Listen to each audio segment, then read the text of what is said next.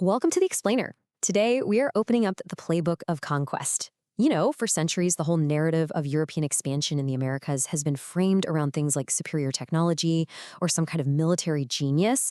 But as we start to strip away those oversimplified myths today, we're going to see that the reality of how these massive empires actually fell was way more complex, highly calculated, and honestly, brutally opportunistic. So you really have to ask yourself, how exactly did a few hundred men manage to topple empires of literally millions of people? It's this wild historical paradox that absolutely demands a closer look. Throughout this explainer, we are going to uncover the real tools used by the Spanish across the Caribbean, Mexico, and Peru. And spoiler alert here, it wasn't primarily steel swords or horses doing the heavy lifting. The real weapons: diplomacy, deceit, and devastating disease. Section 1, The Accidental Encounter, Columbus's Geographic Blunder.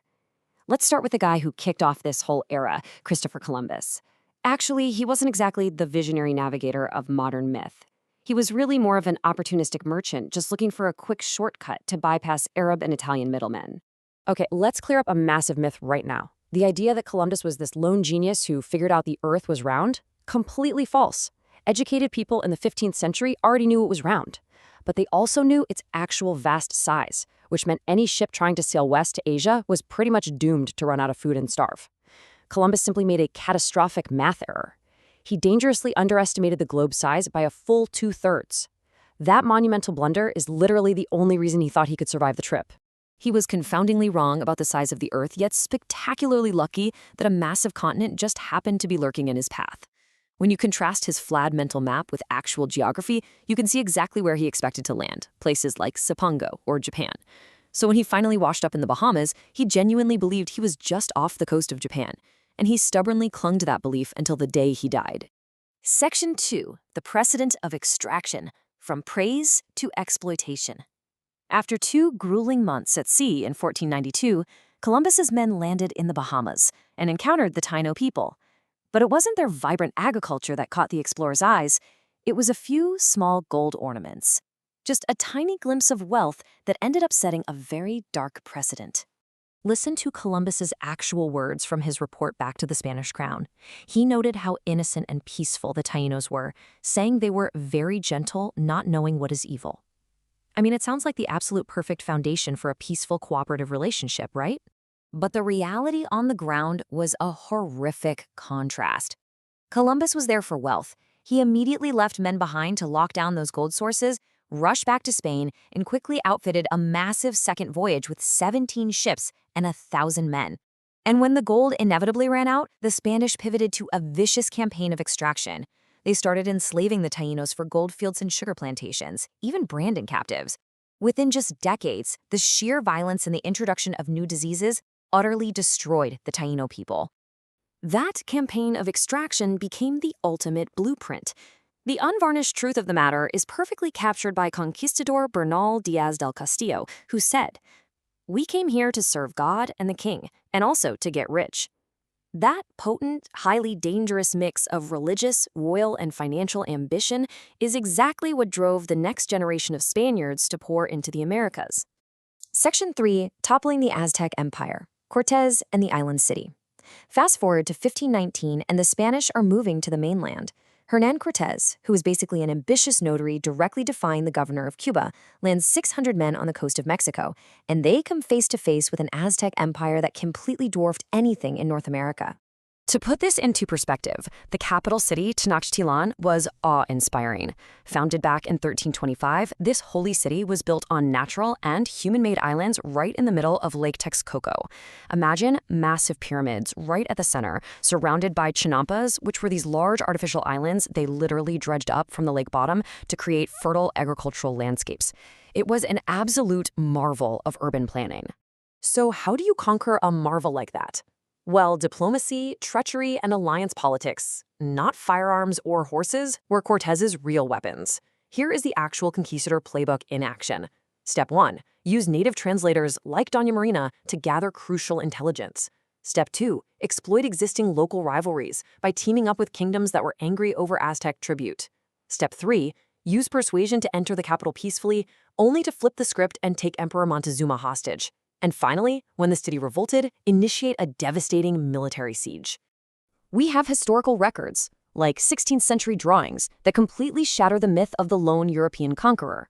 They show Spanish forces fighting shoulder to shoulder with their essential native allies, the Tlaxcalaica. The truth is, the Spanish simply didn't have the numbers to conquer Mesoamerica by themselves. It took massive Mesoamerican allied armies to fight through those canals, flee the city during the initial revolt, and eventually besiege Tenochtitlan in 1521. But it wasn't just the siege that broke the city. Listen to the haunting words of a Spanish observer detailing a smallpox outbreak that ravaged the trapped inhabitants. They could not move. They could not stir. Biological warfare did the real heavy lifting here. When you combine an 85-day starvation siege with a virus they had no immunity to, the disease killed 15,000 people, ultimately toppling the mighty Aztec Empire. Section 4. Conquering the Incas. Chaos in the Andes.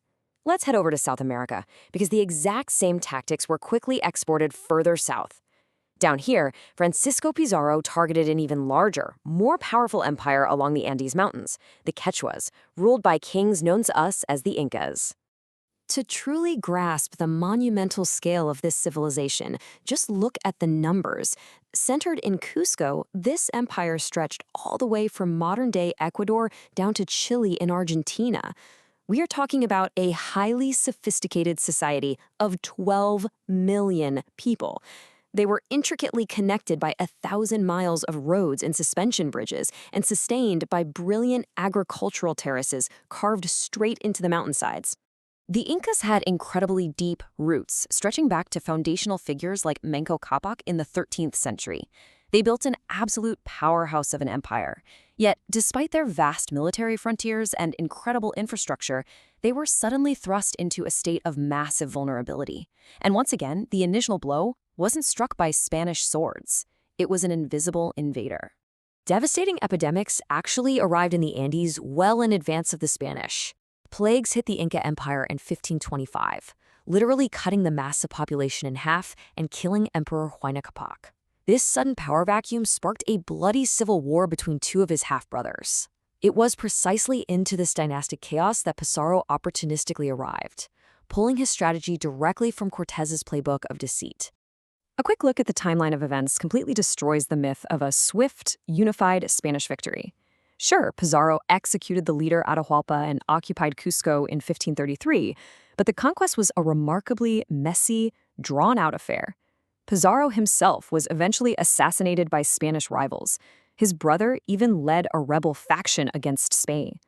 Between battling Inca generals and fighting civil wars among themselves, it took decades, all the way until 1572, to finally defeat the last independent Inca.